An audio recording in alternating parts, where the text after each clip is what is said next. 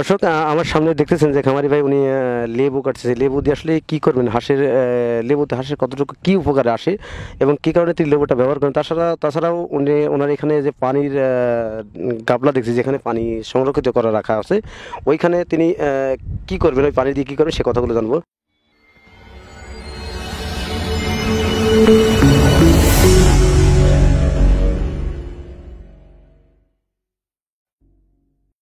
আসসালামু আলাইকুম ভাই। ওয়ালাইকুম আসসালাম।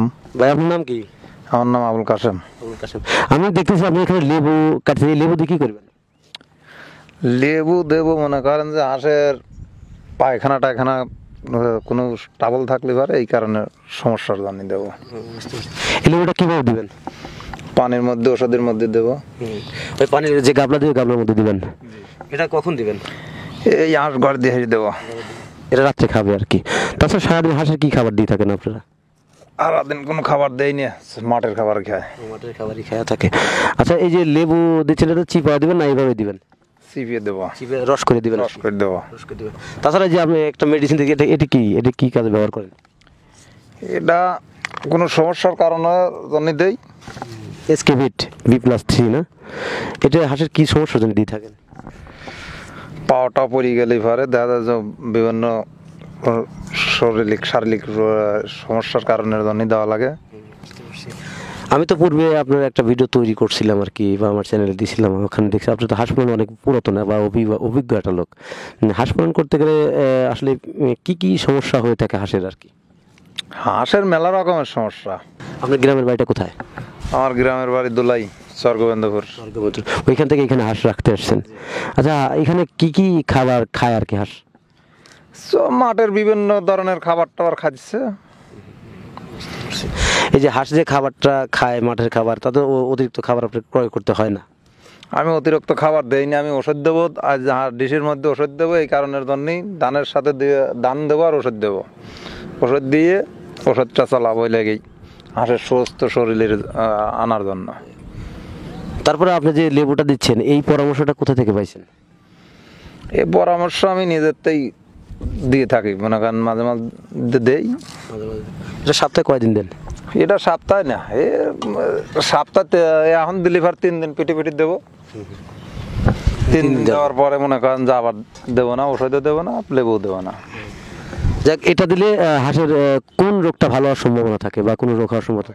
খানা থাকলে পারে দেখা যায় যে কোনো থাকলে পারে, সেটা তো ভিটামিন সি, এই কারণের জন্য ভিটামিন সি, এই কারণের জন্য দেবো।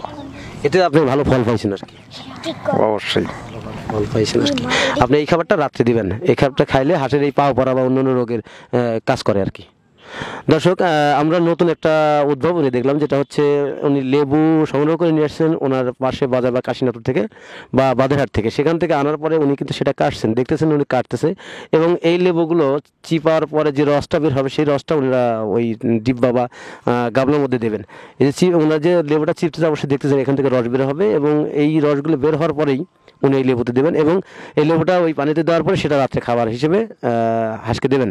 এই জিনিসটা দিলে বা এই জিনিস দিলে কিন্তু ভিটামিন সি মানে শরীরের অনেক উপকার আসে। যেমন আসলে লেবুটা চিবা দেখে আমার কিন্তু মনে হচ্ছে আসলে খাই এমন অবস্থা। আসলে এইটাতে অনেক উপকার আসে, মানুষ স্বাভাবিক শরীরেও এটা খেতে পারে। খুব উপকারী একটা ফল, যার মধ্যে যে টক জাতীয় তরল পদার্থ থাকে সেটা খুবই উপকার করে মানুষ এবং অন্যান্য প্রাণীরও। তাই তিনি তার অভিজ্ঞতা থেকে এই লেবুটা আর কি চিপে হাঁস খেতে হবেন। এতে মানুষের সহ হাঁসের বিভিন্ন রোগের কাজ করে থাকে। তো এটা ছাড়াও উনি কিন্তু আরেকটা এই যে ভিটামিন, যে এটা স্কেভেট, এটাও দিচ্ছেন। এটাও হাঁসের পাও পড়া বা অন্যান্য রোগের কাজ করে থাকেন। আচ্ছা, এই যে এইগুলো দিয়ে থাকেন, এই অভিজ্ঞতা আপনার হাঁস পালনের অভিজ্ঞতা কত বছরের? প্রায় 20 বছরের আমার অভিজ্ঞতা। আপনার পূর্বে কি কাজের সাথে জড়িত ছিলেন? এই আল কৃষির কাজ টাজ করতাম, কৃষি কাজ করতাম। ধরেন এখন পাড়ার বাড়িকে কাজ করবে বাদ দিয়ে আমি এই ব্যবসা করি এখন। আলহামদুলিল্লাহ, খুব ভালো লাগছে। আলহামদুলিল্লাহ, আল্লাহ খুব ভালোই রাখাইছে। এখন আল্লাহ যেভাবে রাখে এইভাবে চলাফেরা করি। তবে ওই কৃষিকাজের সাথে অনেকটা ভালো আছেন? কৃষিকাজের যে ভালো নাই খারাপও নাই, ওই একই ভাবে আছে, বাজার ফরাফর আছে। হাঁস পালন করে কি লাভবান হওয়া যায়? আমি হতে পারিনি গো ভাই, আমি যা পারিনি আমি সেটা বলবো। আমি ওই সত্য কথা বলবেন। কেন পারেননি? আপনি কি আপনার নিজস্ব ভুল থাকে না আসলে অভিজ্ঞতার সমস্যা? আপনি তো 20 বছর অভিজ্ঞতা। তো মনে করেন যে 8 বছর 2 হাঁসে 7 লক্ষ টাকা মার খেয়ে গেছি। আচ্ছা, আপনার এই যে লস প্রজেক্টে আপনি কি উপজেলা যান না, বা এই যে সমস্যা করেন এই সমস্যাকে উপজেলা যান না আপনারা? উপজেলা আমারে মনে করেন যে আমার খামারিয়াটা, আমরা খামারি, আমার ভ্যাকসিন ট্যাকসিন গুলি আমরা গেলি ফারে উপজেলা গেলি ফারে এডি পাই। তাছাড়া কি তারা আসে না? না। দর্শক, আর একটা কথা না বললে নয়, ভাই খামারি ভাই বললেন তাদের হাঁস পালনের ক্ষেত্রে বা হাঁস পালনের যে সমস্যাগুলি থাকে সেক্ষেত্রে আসলেই আমার জানার মতে উপজেলা প্রাণী সম্পদ অধিদপ্তরের লোক তাদের এই খামারে আসার কথা, ভিজিট করার কথা, বা তারা দেখবে, জানবে এবং তাদেরকে পরামর্শ দিয়ে থাকবেন। সে পরামর্শগুলো কিন্তু কোনো উপজেলা প্রাণী সম্পদ অধিদপ্তরের লোক যারা কর্মরত আছেন তারা কিন্তু তাদের কোনো পরামর্শ দিয়ে থাকেন না। বিগত দিনগুলোতে 2বার তিনি 7 লাখ টাকা লসের সম্মুখীন আছেন এই খামার করে। উনি কিন্তু আবদ্ধ অবস্থানে খোলা বিলে হাঁস পালন করে, তারপরে তার এই খামার করে কিন্তু লস হচ্ছে, এই কথাটাই বললেন। আর ওনাদের যে সাপোর্টটা পাওয়ার কথা হাঁস পালনের, কারণ ওনার হচ্ছে নিরক্ষরের লোক, যারা হাঁসের খামারের কারণে বেশিরভাগ লোক নিরক্ষর, কারণ তারা কিন্তু অনেক কিছু জানেন না, ওনারা কিন্তু জানেন না। এ বিষয়ে অনেকটা তথ্য দেওয়ার কথা বা অনেক সমাধান দেওয়ার কথা আমাদের এই উপজেলা প্রাণী সম্পদ অধিদপ্তর থেকে, তো তারা কিন্তু দিতে আসেন না, সে কথাটা বললেন। তো আপনি কি মনে করেন হাঁস পালন করা আসলে লাভজনক? ব্যবসা লাভজনক, যে টিকে থাকলে পারে হলে পারে লাভজনক, আর না হলে পারে লস সে ব্যবসায়। আপনি এখানে কতগুলো লোক আছে রাখার?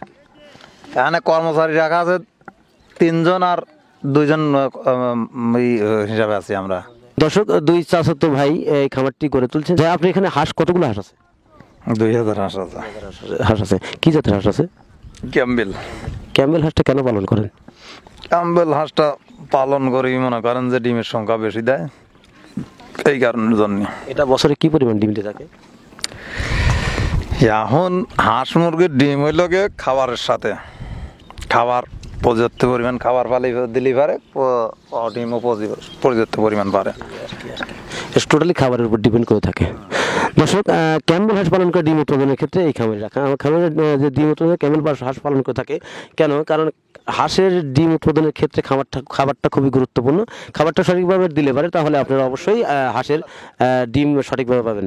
আর তাছাড়া যদি আপনি সঠিকভাবে ডিম না পান তাহলে অবশ্যই খাবারের ঘাটতি আছে, তাই খাবারের স্বল্পতা রাখা উচিত নয় প্রতিটি খামারই। তো দর্শক, আজ এ পর্যন্ত দেখা হবে পরবর্তী ভিডিওতে।